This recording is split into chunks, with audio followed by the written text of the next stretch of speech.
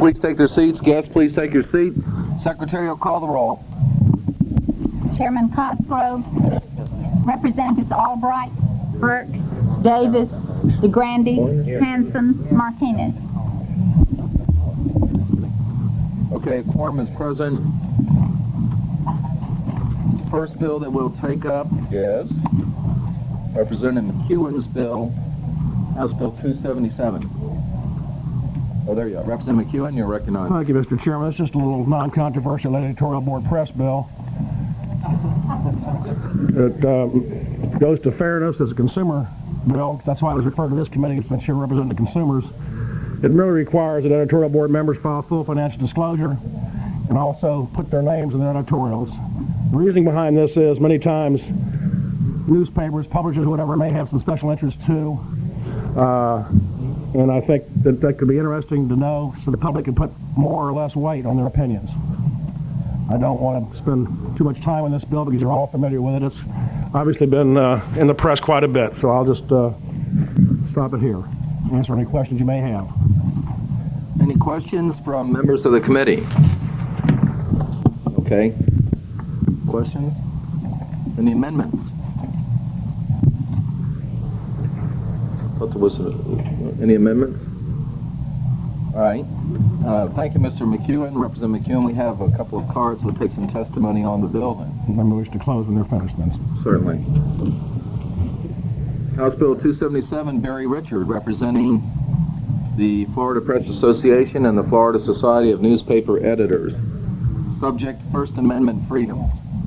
You only have a few minutes to talk. I understand. I thought that the staff report was tactfully restrained when it said that there were aspects of the bill that might be unconstitutional, and I tried to be restrained in my comment on the subject matter of the bill. Ordinarily, I'm restrained myself when I give opinions as to constitutionality because unequivocal comments sometimes come back to embarrass us when we're proved wrong by the courts. In this case, I feel perfectly comfortable in saying without equivocation that the bill is unconstitutional. The First Amendment to the United States Constitution and the equivalent provision in the Florida Constitution absolutely guarantee not only the freedom to speak, but the freedom to speak anonymously. While I know that it's not the motivation of the sponsors of this bill, the fact is that it's the practical equivalent of the Chinese taking pictures in Tiananmen Square. We do not permit in this country government to demand that a person identify himself or herself in order to make commentary on public issues. The second aspect of the bill, which is financial disclosure, is equally onerous and equally unconstitutional. We cannot require private individuals to disclose their finances on a selective basis. In this case, the only justification for it is the fact that the press makes public comment. And so the question that arises is, do we next require the League of Women Voters and Common Cause and Chambers of Commerce to disclose their personal financial interests because they make public commentary? Now, Mr. Chairman, I suspect that the sponsors of this bill didn't seriously expect that the bill would become law. I think at least some of them, I shouldn't say that to all of them, that wouldn't be fair. I think at least some of those who have signed on it have done it as a tongue-in-cheek crack at the press, and certainly it's equally constitutional for anyone to criticize and make negative comments about the press. And I fear that the bill might pass for the same reason, but let me just call to your attention to the fact that what we do here remains permanent history, and what we do here forms lessons for the children in our schools. And I think that it's a bad lesson for us to be telling them that elected lawmakers can pass bills which do something which is so blatantly contrary to the fundamental concepts embodied in our constitutions. The last thing I would leave you to think about is that many of the publications, if not most of them, which encouraged the American Revolution, were anonymously written for obvious reasons. And while certainly at this stage of the game we don't fear being arrested in the middle of the night because of what we say, we do fear, and many citizens fear, intimidation for what they say. And that's the reason that we protect their right to say it anonymously if they so desire. Not just the Miami Herald and the Tampa Tribune, but the individual who wishes to pass out leaflets on the street corner. So I hope that this subcommittee will terminate this bill's life at this point. And again, I I suspect that some of the sponsors don't expect it to go to passage, but I think we ought not to make it a matter of history that it passed out of committee in this state. Thank you. Yours is the only card that I see here. Anybody else wishing to testify? All right, Representative McEwen to close, and then the committee for discussion, debate. As to that argument, there's nothing in this bill prohibits the freedom of the press. They can write anything they wish. They just have to know. The public has a right to know, and consumers have a right to know, and placing weight on an editorial where it came from. Just like we have the right to vote on the floor however we like, we do have to file financial disclosure in case we have some special interests. I know of one paper in the past and located in the Panhandle that environmentally opposed a certain road right away where it was going to go and proposed another route. It turns out that people in the newspaper owned a lot of the land around that route. The Florida Times Union is a fine paper, but they opposed the Cross-Florida Barge Canal many years ago for environmental reasons, when the fact of the matter was they were owned by the Florida East Coast Railroad, which was a direct competitor to the Barge Canal. All we're trying to do is have this known so we'll know whether or not to place the appropriate weight on the editorial. And we know the individual writer who wrote the editorial or who endorsed one of us in a political race. With that, I'll leave it to the committee for any questions. And there are 32 co-sponsors in this bill, and I think those 32 co-sponsors were serious. I know Representative Hanson was serious. She's one of the co-sponsors. Representative Martinez co-sponsored this bill. He's not here now, but he supported this bill, so it's not a laughing matter. And I don't think it's unconstitutional. If it is, well, it'll be the first time we pass it. The courts can rule, but they can write anything they want to. So how does that abridge their freedom? Thank you. Okay, any questions? Well, Representative McEwen is closed. To the committee now. Any discussion or debate? Representative Davis. I'd like to speak in opposition to the bill, if the appropriate. You're recognized. Mr. McEwen, I don't deny that perhaps some of the situations that you've described have occurred. My concern is the impact you'll have on those newspapers that aren't engaged in that sort of activity. And anytime you start regulating their content or doing anything that might be discouraging them from taking a controversial position, I think that we should look upon that most seriously. And I just don't feel that your bill justifies that type of intrusion, and for that reason I intend to vote against it. Any other? Mr. Chairman, Representative Hanson. I have a question. I guess it's for Mr. Davis. Do you know, does the media in your area, when people write letters to the editor, do they require them to sign those letters, or do they print letters anonymously?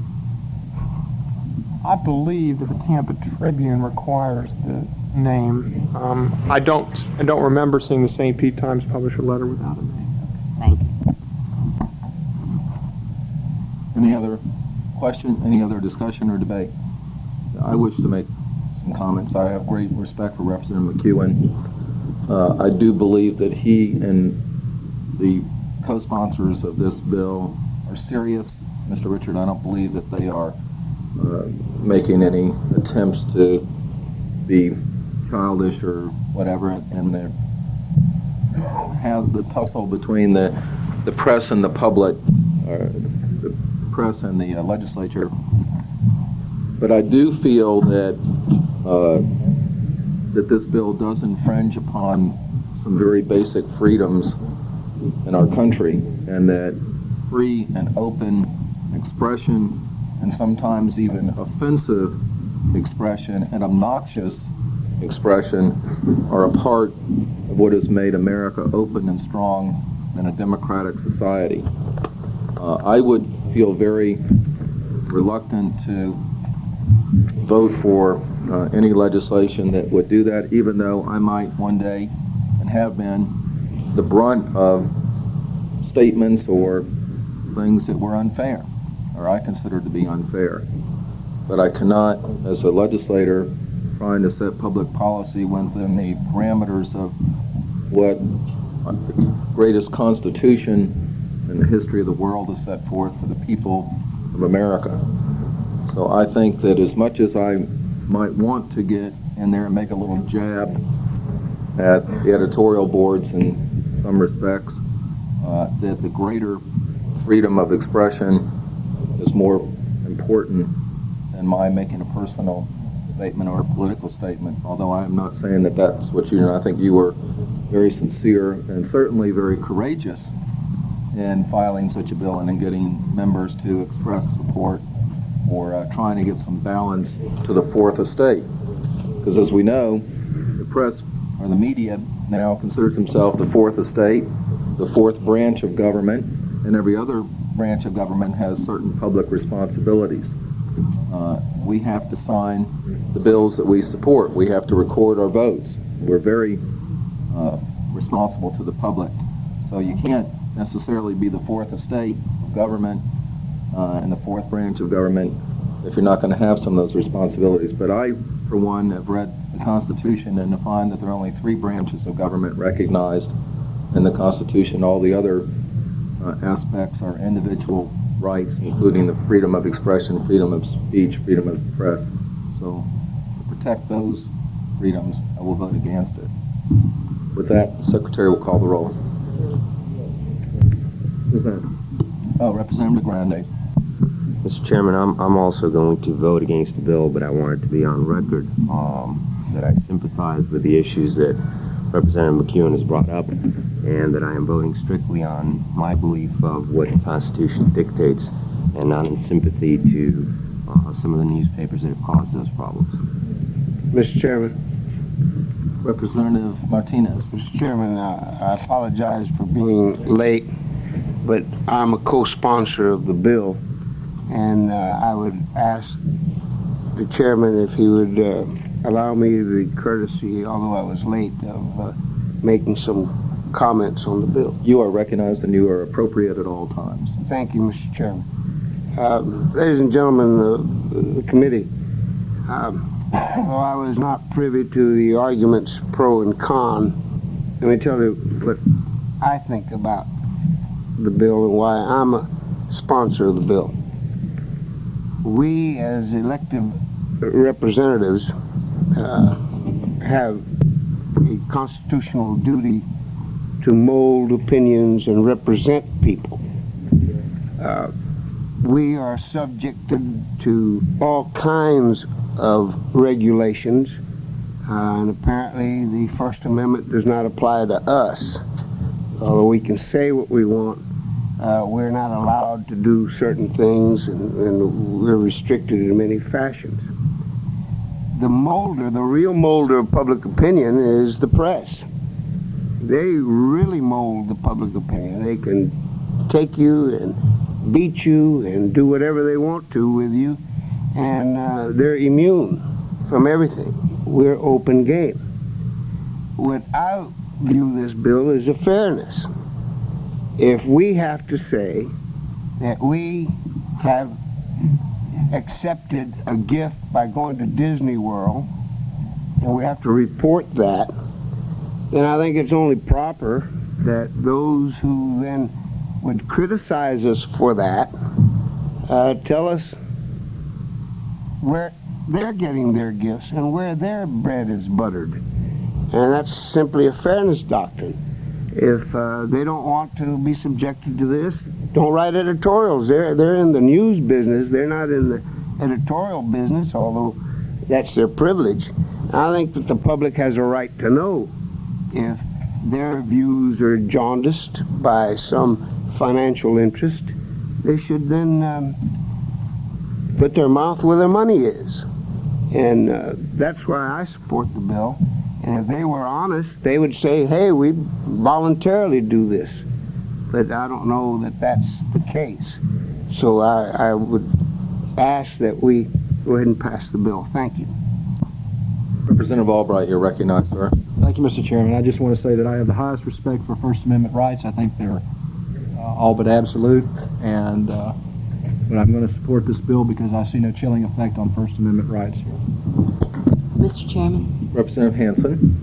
Very quickly, I too am a supporter of this bill, and I'd like to explain my reasoning, if I may, very quickly, and it basically has nothing to do with the us versus them. My concerns were twofold. As to the signature of the editorial, I don't really think it's a very big deal. I think that the fact that the media does not allow a letter to the editor to go in without a signature shoots down the theory that they should not have to sign their editorials. As for the financial disclosure, I don't know what's happening around the rest of the state, but down our way, we have editors and publishers and some reporters who are becoming very active in the community by sitting on city boards, and in particular, several of them are sitting on theater, performing arts, convention centers, etc. And I think that once they, through their newspaper, have the ability to support or oppose funding of the centers or anything that can sway public opinion, then I believe that they should indeed be filing disclosure forms. So I do not take the signing of this bill as a vendetta or in jest, and I intend to support the bill. Any other discussion or debate? Secretary will call the roll. Representatives Albright. Yes. Burke. Yes. Davis. No. DeGrande. No. Hanson. Yes. Martinez. Yes. Cosgrove. No. 4 to 3. Bill passes. Thank you, Mr. Chairman and members. Next, we'll recognize Representative Bloom. And Representative Davis moves that we do take up House Bill 1915 that was pending on reconsideration. Moves that we take it up in stanter. Without objection, show that motion adopted. Representative Bloom, you're recognized. Thank you, Mr. Chairman. This bill, which repeals the firefighter rule, I understand that Representative Martinez, who had expressed the opposition to that bill last time we met, might have some statement that he wishes to make. But in essence, let me just state that what we're talking about is a matter of common decency and equity. If your neighborhood-friendly postal worker comes onto your premises and is harmed by something you clearly had control over, that person is considered an invitee. If the firefighter comes in or the police officer comes in, that person is considered an agent, and only those two categories of people would be excluded from any remedies. But let me create a little scenario, if I might. In this very room, if an electrical fire broke out at this moment, and the gentleman sitting in the back corner with the slightly graying hair were injured in trying to leave this room and lay moaning at his feet, and a firefighter came in here in the dark seeking to assist him, and in the dark banged his head into that very prominent projection that holds the television that's now been constructed here, I ask you whether that firefighter would be considered having any remedy in law because of the negligence of the people who constructed that. I'm just citing this as an example of what firefighters and police officers have to put up with because of actions that are taken by property owners. And I'm also at the same time asking that somebody please do something before the House has a case against it. All right, the motion has been made. You've explained the bill, I presume, in some form or fashion. And Representative Martinez, I believe, has a question or a statement that he wishes to ask you as the sponsor. No, Mr. Chairman, I don't have any question. I just have a comment.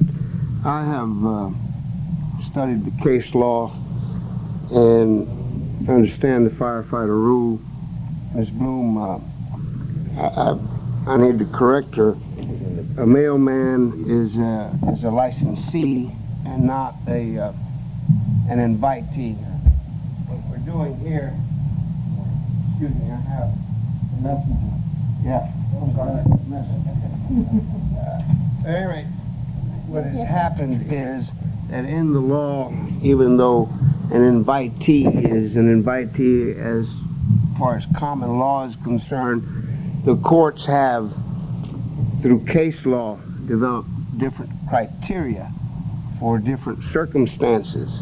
That is, a supermarket has one standard, a pari-mutuel establishment has another standard, even though people there are invitees. And after long reflection on this aspect, what I perceive is that the courts have said, no, the legislature has to open the door so that we can then establish by common law an invitee situation for firefighters. And I think that's the block. In legal terms, what has happened is, under the fireman's rule, the fireman cannot survive a summary judgment. And that is, as a matter of law, the courts have said you can't make a claim, period. I'm convinced that if we pass this law, that the firefighter can then survive that summary judgment and let the courts then decide whether the circumstances under which he was injured is one where he merits consideration and an obligation on the owner of the property to be responsible for those damages. So after reflection and discussion, I'm convinced that the bill probably is one that we should pass. However, I'm still troubled with the police aspect of it, and we passed an amendment by DeGrande at the last meeting that says the police officer, under certain circumstances, I would offer an amendment on page 1, line 13, after the word "or," insert "properly identified," and after the word "who," insert "legally." So it would mean that a police officer is on the property, who is properly identified, and who is there legally, pursuant to a search warrant or whatever, then the property owner should be responsible as an invitee. That would avert my fear of an undercover agent coming into my home, trying to scam my son into buying something from him or doing some illegal act, and he's in my home. I don't think I owe him duty as an invitee. But however, if he's a uniform officer who comes to my home, then I should qualify. So I would offer that amendment, and I'll pass it up as soon as I... You've heard Representative Martinez's amendment. I believe you said law enforcement officer. You meant firefighter or law enforcement officer. And no, the firefighter is covered. The one that causes me a problem is the police officer, because a firefighter, if he's on your property, is going to be in uniform. All right. You know, but... Okay, I see what you mean. You see what I mean? Yes. All right. You've heard Representative Martinez's amendment. Any questions? Any debate? Any objection? Mr. Chairman? Representative DeGrande. As to the first part of the amendment, the words "properly identified," I have no problem with and would support. The second amendment, after the word "who," we had already adopted an amendment to insert the word "lawfully" between the word "who" and the word "enters" on line 13. So, Alvin, if... Yeah, okay. The amendment, I'll omit that part, Mr. DeGrande. If I've already prepared the amendment just speaking to "properly identified." Thanks. Okay, you've heard the amendment now as modified. Any questions? Any debate? Any objection? Without objection, shall the amendment adopted? Any further amendments? Any further amendments? Representative Bloom, you're recognized briefly to close. No closing?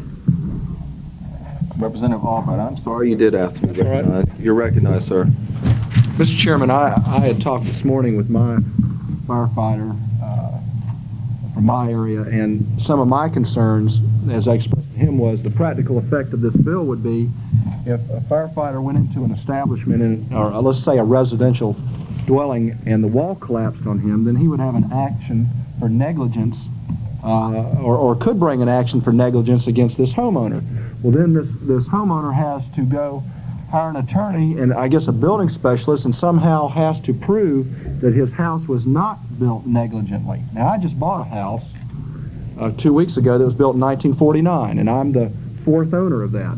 And there's probably 1/100% of homeowners in the United States that are the builder who built their house that know exactly how the house was built.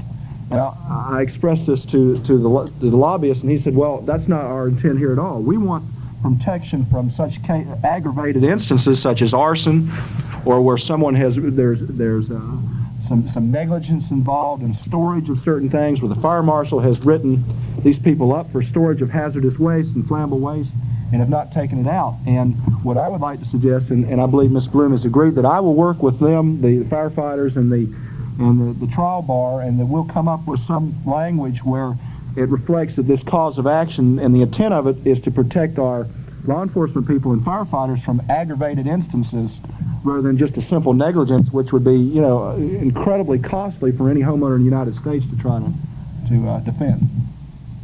Well, may I ask you a question, Representative Albright? Would you not say that a simple negligence, wouldn't that be covered by a homeowner's insurance anyway? You know, regardless of whether it were, the only reason that the homeowner's insurance wouldn't pay for it now is because there's the statutory or the common law prohibition. Well, in any event, I understand what you're saying. I think you're right, but you have to, you know, look at the practical effect. Someone has to pay the legal bill, and the defend would be astronomical to bring in building experts for a $25,000 frame dwelling that was built in 1950, which probably 1 million Floridians live in. Well, I'm sure the representative will appreciate your willingness to continue to work with her on that. Any other discussion? Any other debate? Secretary, call the roll. Representatives Albright. Burke. Yes. Davis. Yes. DeGrande. Yes. Hanson. Martinez. Yes. Cosgrove. Yes. So the bill passed. Thank you. Congratulations. We don't want to make that a Representative Lippman, you are recognized, sir. All right, excuse me just a minute. Representative Albright moves that we do make House Bill 1915 a committee substitute. Without objection, show that adopted. Representative Lippman, House Bill 709. Mr. Rules Chairman, you're recognized. 707, is it? 709. 709. Thank you. Mr. Chairman, members.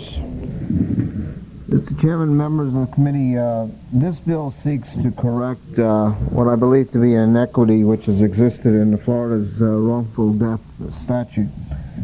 The bill does not in any way change the way there in no way may be recovered in the event of a wrongful death. It ends what I believe to be discrimination in the area of who can recover. The bill would protect the elderly by eliminating the arbitrary determination that recourse is allowed only with respect to minor children under the age of 25. However, the damages provided for in the bill would not be applicable to claims for medical malpractice against hospitals, physicians, pharmacists, or dentists.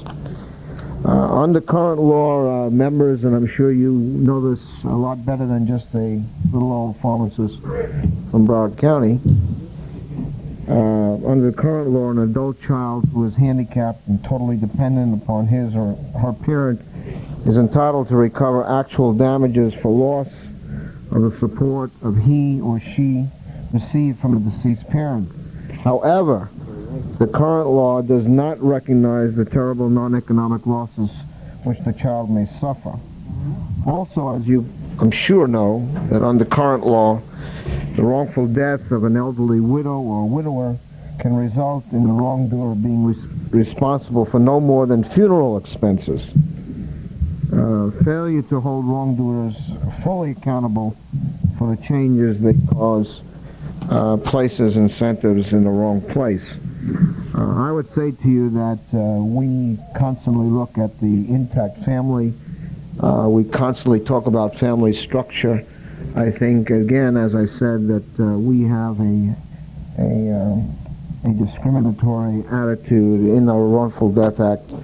Those people who are over the age of 25 can love their parents as much as those under 25, and those parents who are widows or widowers surely can understand the nature of their need for their additional family.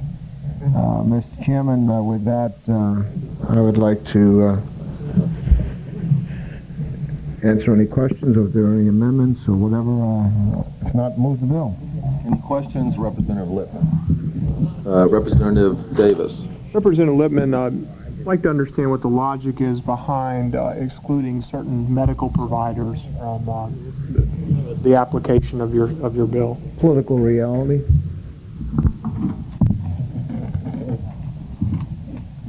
When there's no logic, always check the political considerations. Any further questions of the sponsor? Further questions? All right. There is an amendment offered by Representative Albright on page 2, line 13. After subsection E, a comma, insert after E, a facility licensed pursuant to Chapter 400 or its parent, subsidiary, or managing agent. Representative Albright. I'd like to let Mr. Fortune explain this. I'm offering this as a courtesy to him. All right, Mr. Fortune. Mr. Chairman, members of the committee, we too concur and agree that we should remove any discrimination and all possible in the law, but I submit to you that in so doing, in removing that discrimination, you have created another discrimination. I think this amendment is nothing but seeking equity in the law. What this bill would do, and Representative Davis, I apologize for not having the political clout that I could get exempted. The people that I represent, the elderly, could get exempted from the law, as some of the others have. And all we seek to do is to have some equality in the law. Under the existing law and with the amendment, a nurse who works in a hospital is exempt if there's a wrongful death act. But if that nurse works in a nursing home... You expect this to be logical, political, and equal all at the same time? I've been in the same position before, Representative Kofko, so I understand the problem. But I would hope today we could be. The same nurse that works in a hospital... Consistently inconsistent. Well, let's try to break that, okay? The nurse who works in a nursing home would not be exempt if a wrongful death act had occurred. The physician is exempt. I, as a pharmacist from Pace, Florida, am exempt. And I'm exempt in a hospital or in a nursing home. So all we seek to do is to create some equity in this amendment. You also have another inequity. Some nursing homes are owned by hospitals. Those nursing homes would be exempt, the employees of that facility. So I think you've created, through this exemption, lots of injustice, lots of inequity, and a great deal of discrimination. So I think it's totally wrong. I do not believe that's the kind of policy that we need to establish in the state of Florida. I think we need to develop a policy where we have the equality for one profession, whether they practice in a hospital or in a nursing home. So the amendment which Representative Albright has offered is one of equality, and I would hope that you would support that amendment. If you have to answer any questions. Okay, on the amendment, any questions of the explanation of the amendment offered by Representative Albright? Representative Grande. Does the amendment exempt out all nursing homes? Yes, whether they're owned by hospitals or not owned by hospitals. The law now says if they're an employee or under the management of a hospital, so therefore they would be exempted. So you have some inequity there. And all I'm trying to do is say, look, if it's a nursing home, the employee of that nursing home is exempted. Follow it, Mr. Chairman. You're recognized. If the major concern is that you may not have nurses now willing to seek employment in nursing homes, would it solve your concerns? Would it resolve those problems if we exempted nurses as opposed to nursing homes? Well, I think it would, at least in that particular profession it would, but there's other professions that also works in hospitals, such as physical therapist, respiratory therapist, and other professions that works in the hospitals. That if they worked in a hospital-owned nursing home, they would be exempt, but if they came to my facility, they would not be exempt. So I think this, you're really only correcting part of the problem. The way to correct all of the problem is to say that, you're going to exempt a nursing home the same as you would a hospital, of the employees that works in a hospital. And in my opinion, we have now a very difficult time hiring professional people in nursing homes. You all have heard that from every nursing home in the state of Florida. You're going to see an exit of professional people leaving nursing home, going to hospitals and other health care providers, leaving the elderly out there without any supportive personnel. So you are creating a state policy that is discriminatory, that is injustice, and is not equal. So I believe that's incorrect, and I don't think you want to be a party to that. Okay, now, I believe, members, that you've heard the amendment, you've heard the explanation. Perhaps you might want to hear from some opponents to the amendment, and then you might be able to ask some other questions as well. So why don't we do that? I know there are some people that want to speak against the amendment. Paul, if you're recognized.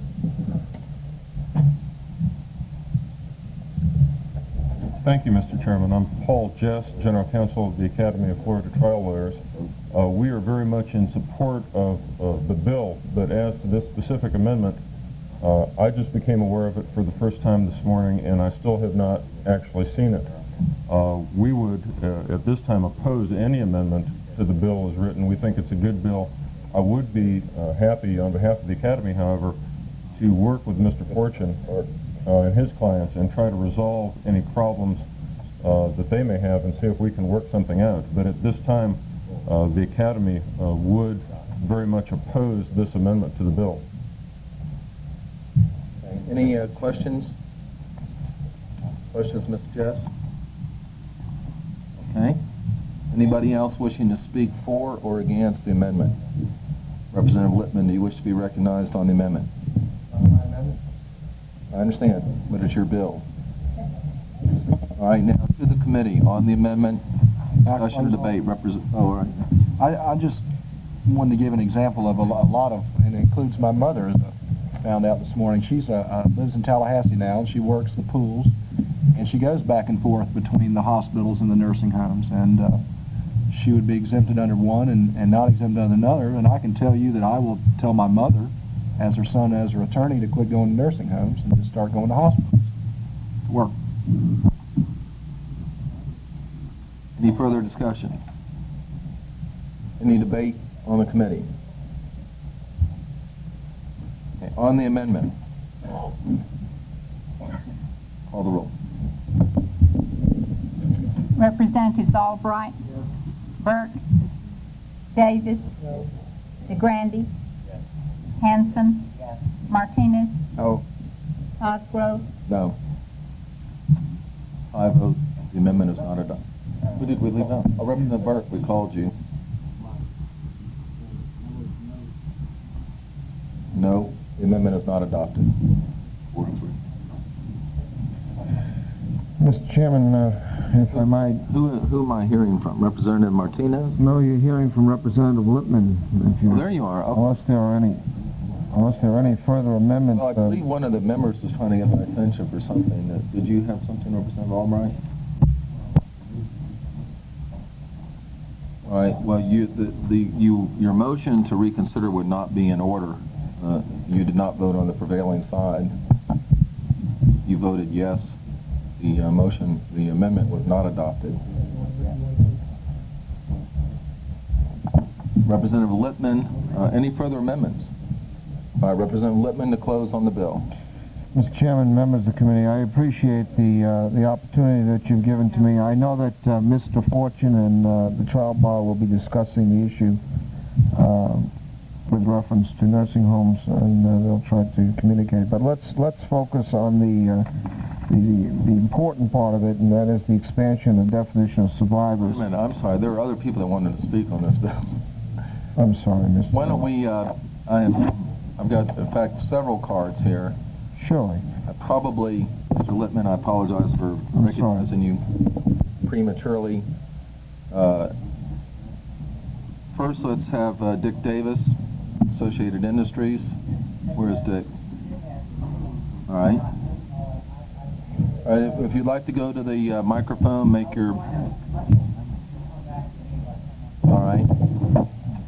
Jim Cameron, Daytona Beach Chamber of Commerce. Sorry, I apologize to you folks on that. We're trying to move very rapidly with some very complex issues. Just briefly, my name is Jim Cameron, Chamber of Commerce in Daytona Beach. We understand the intent of the Wrongful Death Act 72 is to provide compensation for those individuals in need, and not the relatives who are perhaps financially independent of a deceased individual. Our office was represented up here during the 1986 legislative session when a lot of the concern was liability insurance rates.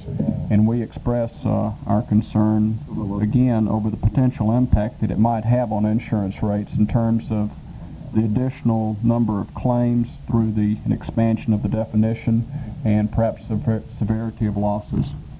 Thank you. Okay. Jody Chase, representing the Florida Chamber of Commerce.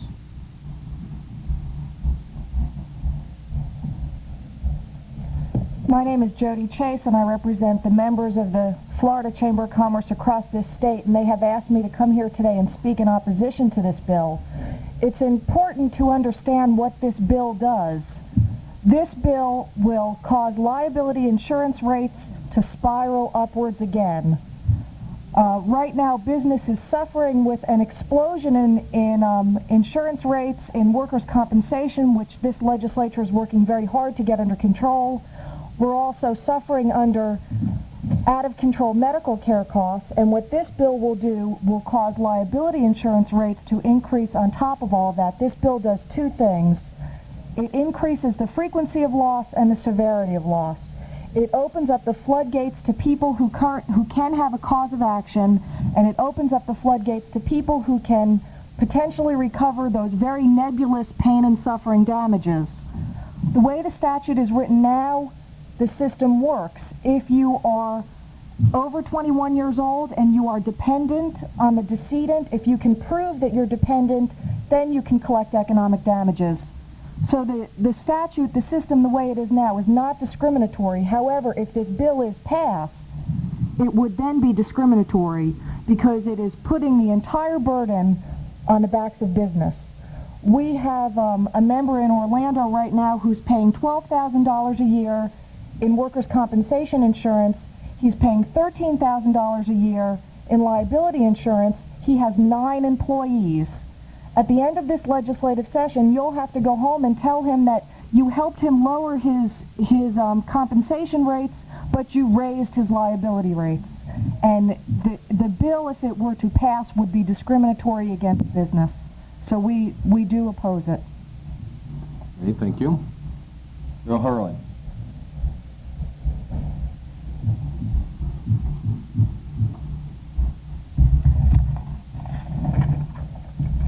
Bill Hurley with the National Federation of Independent Business, representing 17,000 small businesses across the state.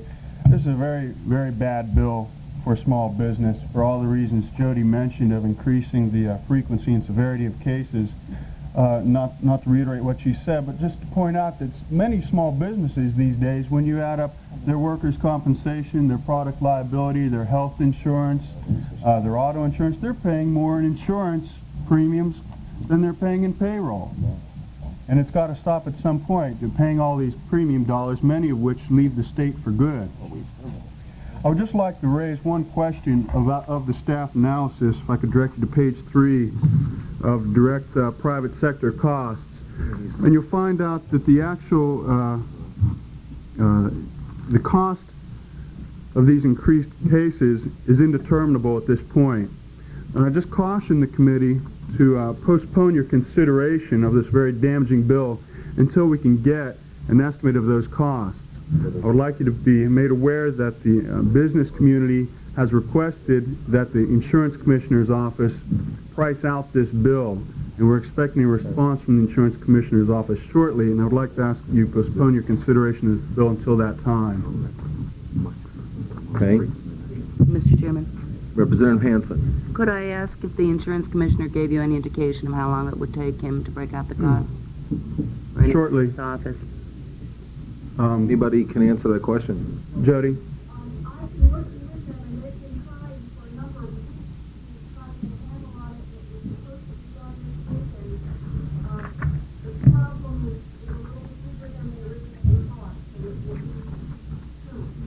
Great, thank you.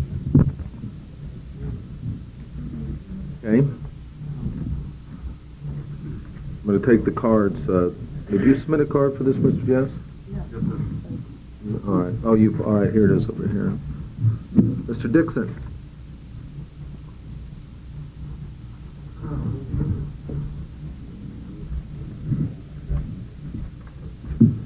Mr. Chairman, members of the committee, my name is James A. Dixon. I'm the Executive Director of the Florida Defense Lawyers Association. I guess my first remark should be directed to Mr. Lippman. We are trial lawyers too, so I think that to say that the trial bar will work with this, we will be pleased to work with the committee as well, representing our membership. We oppose the bill for the reasons that have been stated by the previous speakers. Our particular concern is the political reality of the exemption of the medical profession. Why not exempt ambulance attendants and EMTs? For that matter, why not exempt lawyers? It just is not a realistic approach, and I think in the long run will be found to be discriminatory and unconstitutional. Thank you. Any questions, Mr. Dixon? You want to speak for Dick Davis now? And you'll fill out a card afterward from Associated Industries. My name is John Hogenmuller, and I just want to reiterate the opposition of Associated Industry and our approximately 4,000 members to this legislation. We also feel there is no necessity for it, and we are also concerned about the economic impact on our members. But I think that you've pretty well heard the arguments against it. Thank you. Okay. And Mr. Jess. Thank you, Mr. Chairman. I appreciate this opportunity to speak on the bill. I'd like to address some of the concerns that have been raised here. I'd like to first point out that I don't think that insurance rates are an adequate basis on which to make public policy decisions. Whether it should be the public policy of the state to have victims of wrongdoing compensated by the wrongdoer as opposed to society as a whole.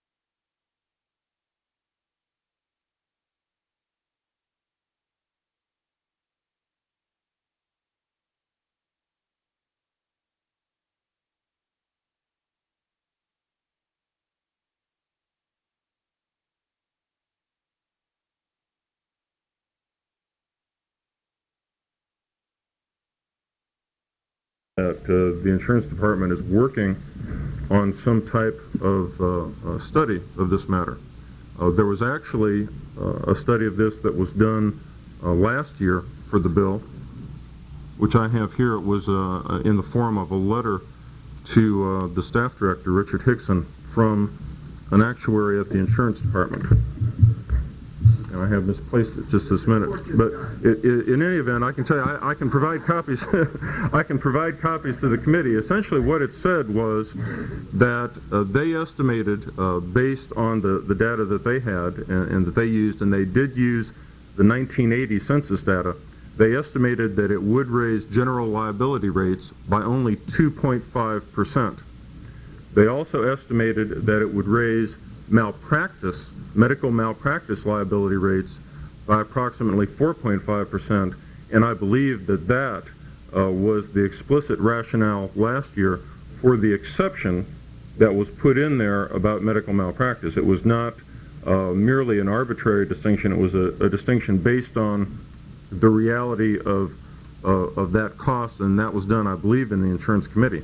But in any event, the point is that it does not have a dramatic effect on insurance rates, and furthermore, we believe that the study that was done last year and the assumptions that were used in that were high, if anything, because they did not take into account the fact that we know cases brought by adult children, for example, that might fall under this act, are not going to bring in the same kind of damages awards as cases brought for minor children. These are things that the jury system and the court system itself works out. The assumption that was made in that study was that the damages would be the same as those currently for minor children and parents of minor children. We don't believe that would be so. We don't think this is going to have any kind of a significant impact on insurance rates, but more importantly than that, this bill is just plain the right thing to do. It ends the unfair discrimination that says, under current Florida law, that adult children and parents of adult children don't care as much about each other as minor children and parents of minor children. Thank you. Be happy to answer any questions. Hey, any questions? Any discussion? Any debate? Secretary will call the roll. Representatives Albright? Yes. Burke? Yes. Davis? Yes. DeGrande? Yes. Hanson? No. Martinez? Yes. Cosgrove? Yes. So the bill passes. Thank you, Representative Whitman. And of course, I didn't have an opportunity to close, which was fine. I'd just like to say to the people in the front row, my. Let's talk. Well, you started to close. That was close enough before. Representative Boyd, you're recognized, sir. Would you rather close or have the bill pass? Would you rather close or have the bill pass? I think it's an answer now. I'm sorry that I failed to recognize you to close. Representative Boyd. Thank you, Mr. Chairman. This House Bill 2939 is the bill that I'll be addressing. This bill relates to judicial circuits and provides residency requirements with respect to circuit judges in the 2nd and 8th circuits. Essentially what this bill does, and I'd like to explain the two scenarios that we're dealing with here. One is the first is the 2nd Judicial Circuit, which is the circuit that you're sitting in right now. Consists of Leon County and 5 surrounding rural counties. This bill would simply require that 2 of the circuit judges would have residency in the outlying counties.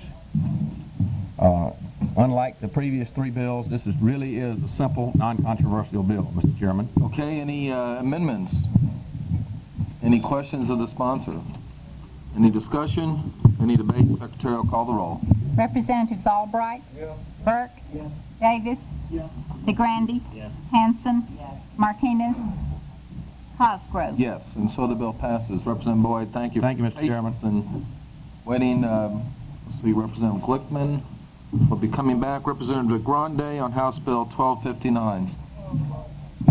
Yes, Mr. Chairman, currently Section 57105 provides for an award of reasonable attorney's fees to the prevailing party in any civil action in which the court finds there was a complete absence of a justiciable issue of either fact or law. House Bill 1259 would provide for prejudgment interest in addition to attorney's fees for plaintiffs who prevail in a civil action in which there is no justiciable issue of fact or law. The purpose of this bill is in line with the Supreme Court decision of Witten versus Progressive in that it is meant to discourage stonewall or sham defenses. The effect of the bill would be to put the plaintiff in the position he would have been if the defense had acted in good faith at the inception of litigation. If there is no actual defense either of law or fact, then the plaintiff would have had the use of the money to which he was entitled and would have had the opportunity to earn interest on that money. Additionally, the bill promotes the prompt and fair administration of justice and promotes the principles of judicial economy by discouraging defendants from needlessly wasting our most valuable judicial resource, which is court time. Any amendments? Any discussion? Mr. Chairman. Representative Davis. As I mentioned to the sponsor, I certainly support the intent of this bill, but I think that it's important that we have staff thoroughly review the existing case law to determine how that law on prejudgment interest interplays with this bill, and I understand they'll do so between now and the full committee. Otherwise, I support the bill. Okay, any other discussion or debate? Secretary will call the roll. Representatives Albright. Yes. Burke. Davis. Yes. DeGrande. Yes. Hanson. Martinez.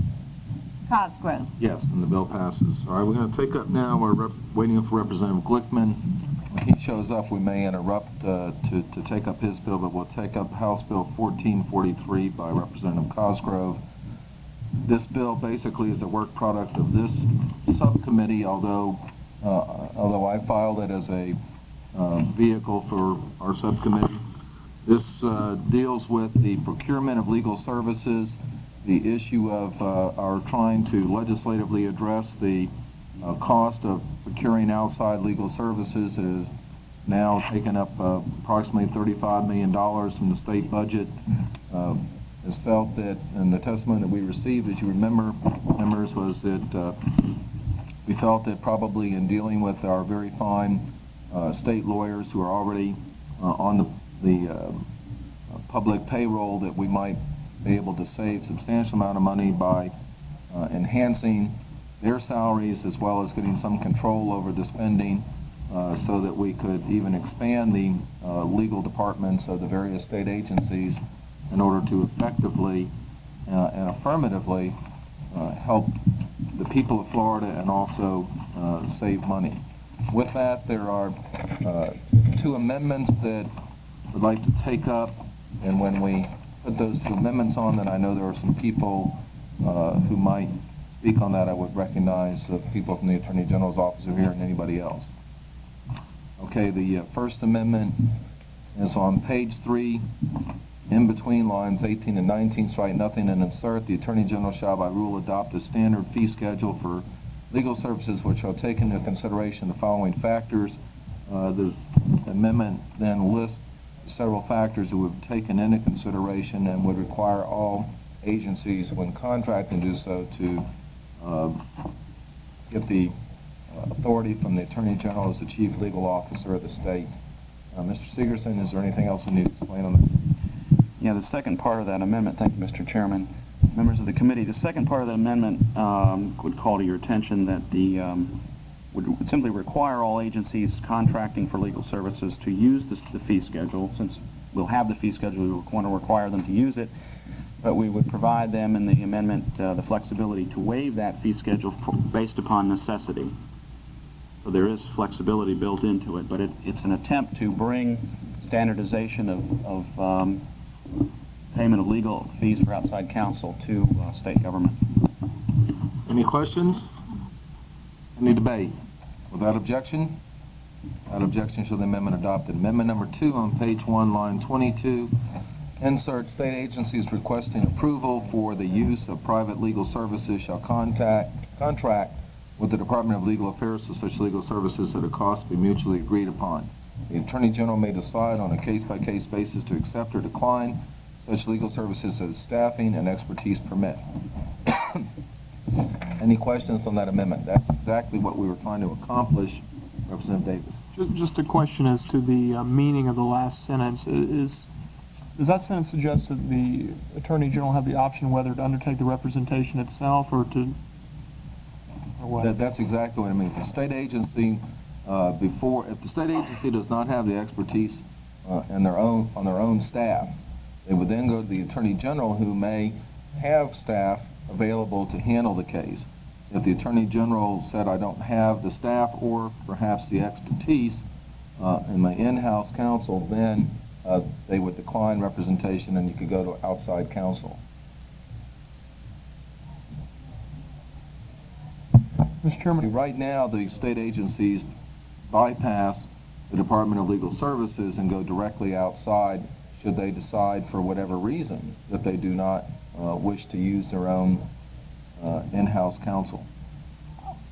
Mr. Chairman? Yes, sir. I'd just like to suggest that that staff take a look at whether we might want to make this language slightly more precise in terms of referring to the AG undertaking those legal services itself, as opposed to this being interpreted as the AG declining to allow any such legal services by themselves or by private law firms that occur. Okay. We'll do that. Any other Discussion or debate? Without objection? Without objection, shall the amendment adopted? All right, there are two title amendments, page 1, line 9. Without objection, shall the title amendment adopted? Page 1, line 5. Without objection, shall the amendment adopted? Title amendment adopted.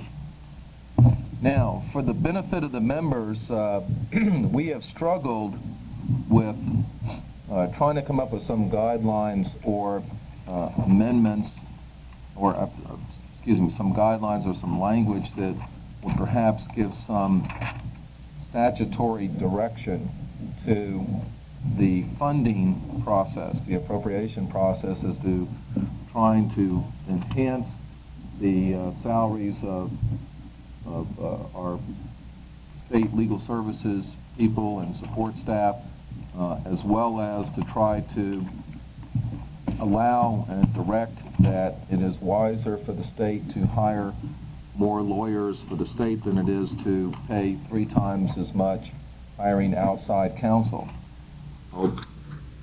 The staff did not put in such language in workshopping this legislation with several and varied interested parties, because obviously that is an appropriation consideration.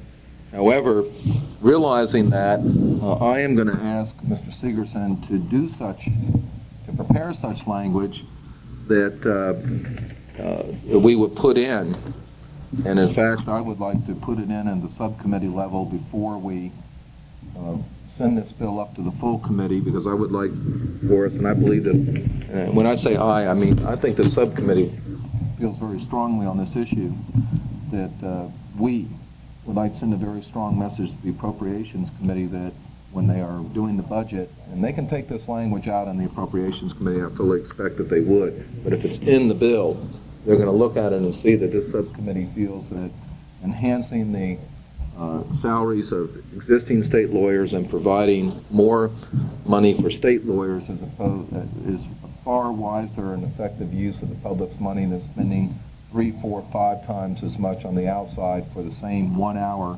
of legal service to be rendered to the people of the state of Florida. So I would like to retain this bill in the subcommittee to have that amendment prepared. I don't know if people feel comfortable voting on a conceptual amendment without seeing it. Does anybody have a strong feeling on that? Would anybody object to a conceptual amendment accomplishing what I just expressed? I mean, I want to be very careful with everybody. Okay, then I will offer that as a conceptual amendment and ask if there are any objections. Seeing no objections, I will then offer a conceptual title amendment to accomplish that. Seeing no objection, show those adopted. We're now on the bill as amended. Secretary, any discussion? Any debate? Secretary will call the roll. Representatives Albright? Yes. Burke? Yes. Davis?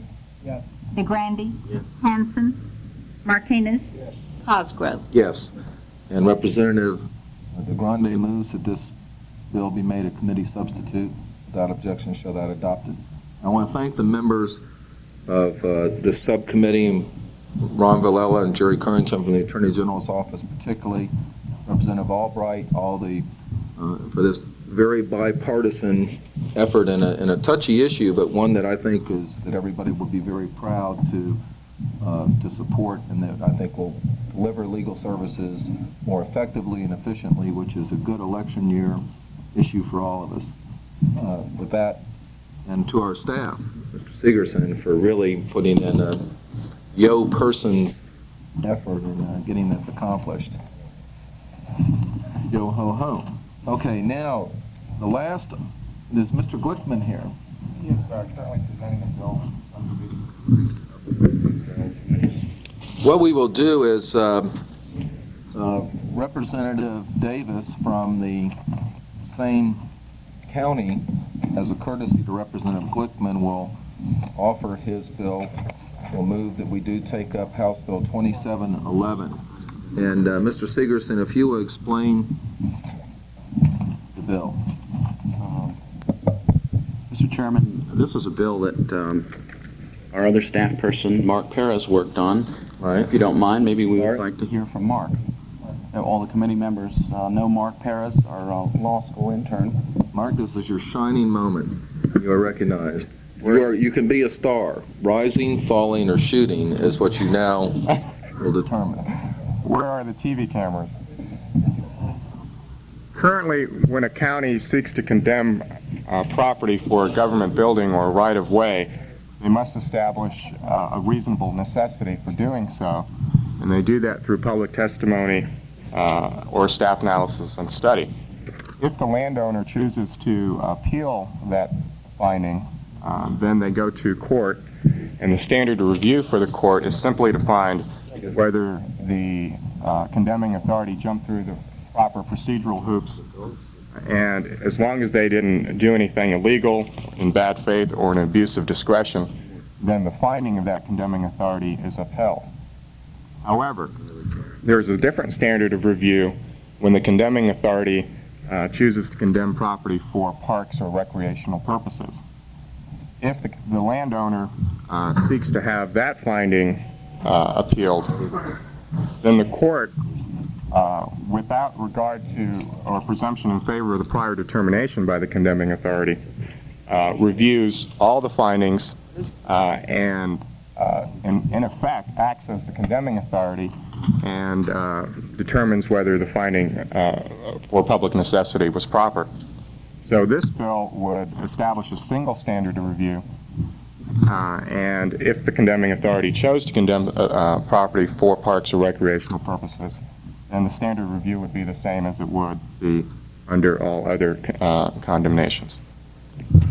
Representative Glickman, your bill has been explained. Do you wish to add anything? Yes, Mr. Chairman, the basic idea for the bill came not from me, but came from a judge on the 2nd DCA who, in a footnote in a case involving this issue of when can counties condemn parkland, said that it might be appropriate for the legislature to look at this statute, which was passed many, many years ago, before counties generally were given authority to do a lot of things and before we had our comprehensive land acts.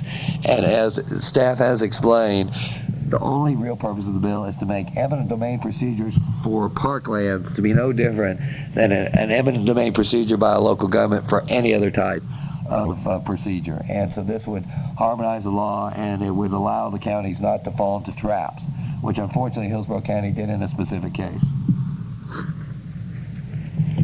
Any questions? Any amendments? Any discussion? Any debate? Yes, sir. Wish to be recognized? Bill Roberts with the Florida Association of Counties, and I just wanted to say that the association strongly supports this bill. Okay.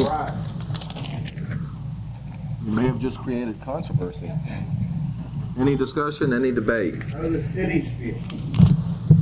They're not there. Call the roll. Representatives Albright, Burke, Davis, DeGrande, Hanson, Martinez, Cosgrove. Yes. So the bill passes. Thank you.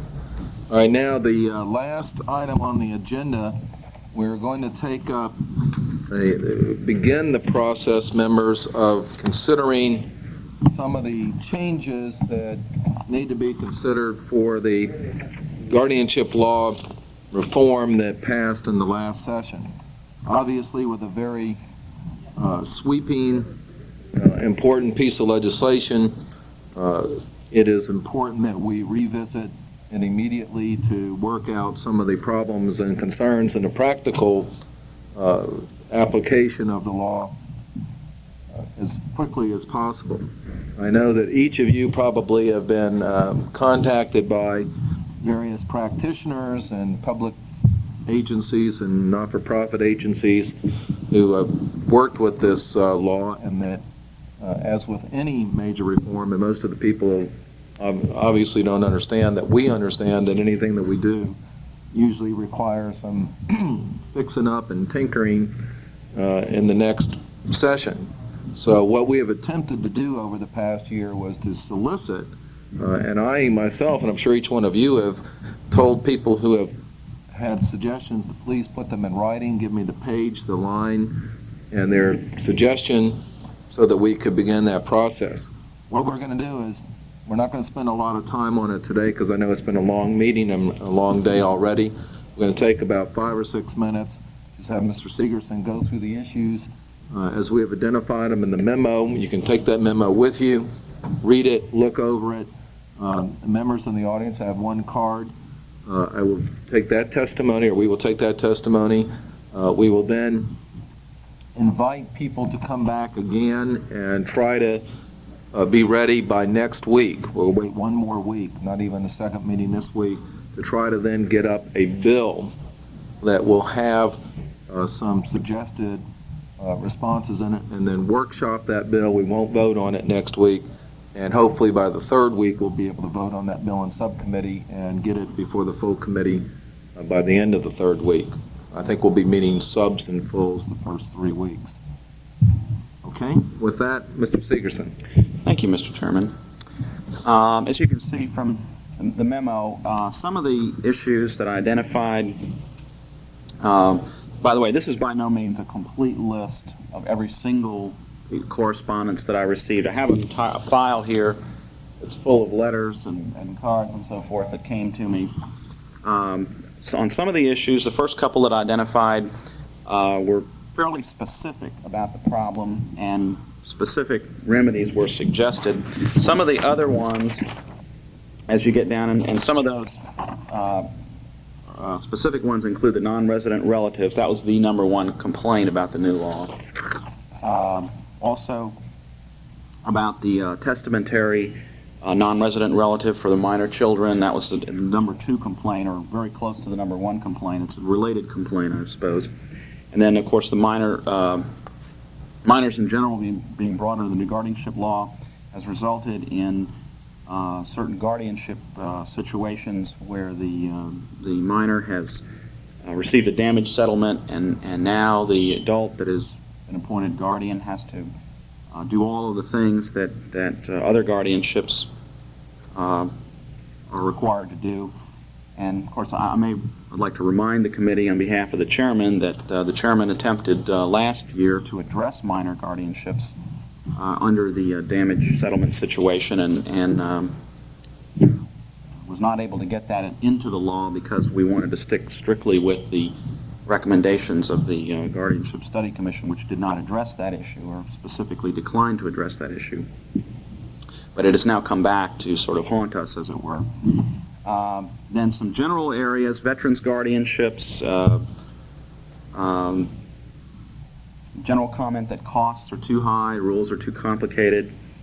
There's some more specific issues raised about previous business relationship rule being too harsh. General comments, a lot of general comments about the limited guardianship concept being unworkable and unnecessary, that a high number of cases should be plenary in any case. But of course, that was one of the primary, that goes to the heart of what we did in terms of the reforms.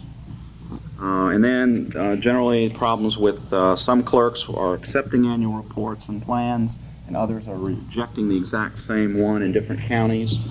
I'm not sure that that's necessarily something we can do legislatively, but it's something that ought to be brought before your attention. And then more specifically, the last one I heard from, I believe it's the Jackson Memorial Hospital, specifically about the guardianship, the requirement that the guardian obtain a court approval before experimental treatment, that this is costly and time-consuming, and that oftentimes when the treatment is available, it takes too long to get the court to agree to do it.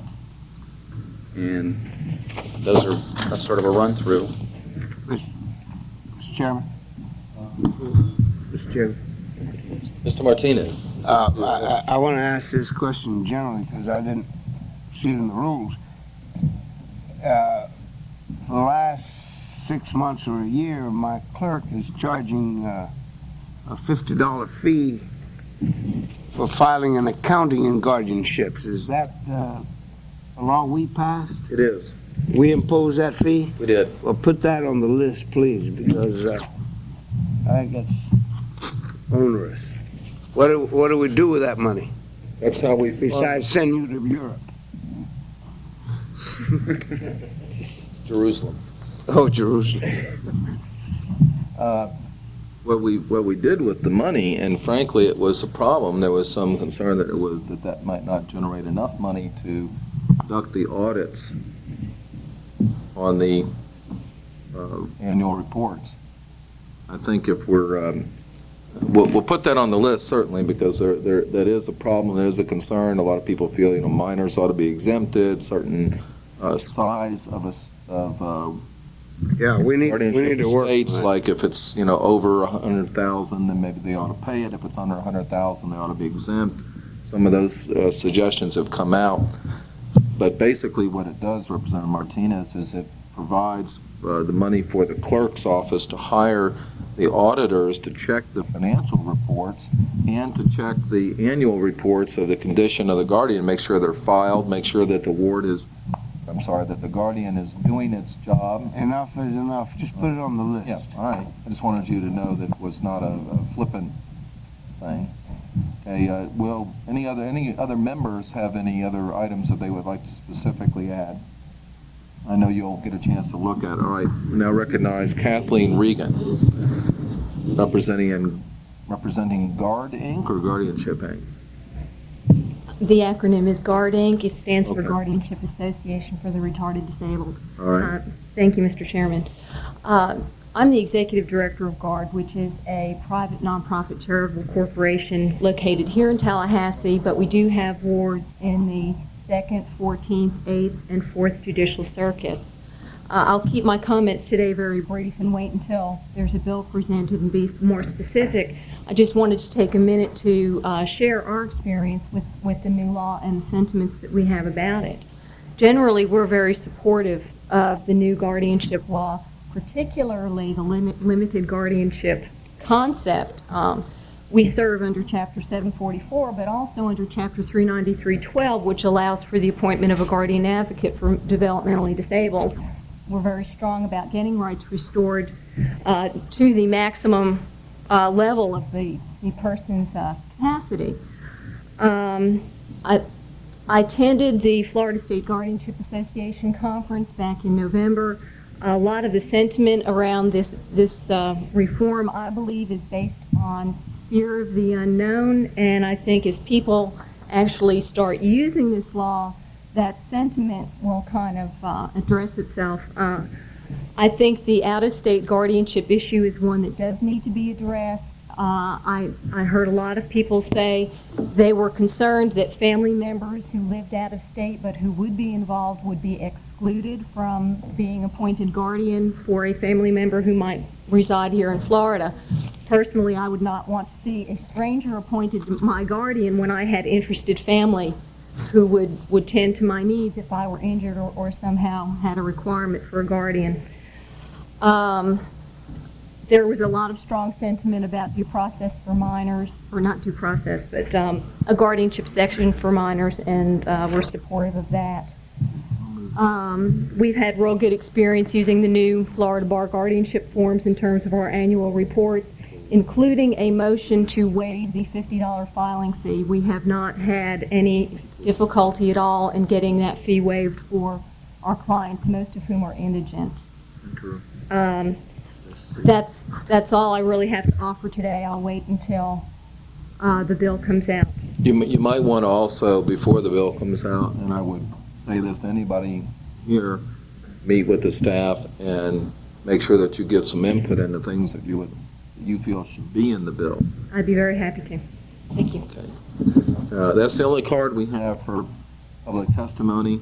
With that, we'll conclude the workshop, and Representative DeGrande moves that we rise.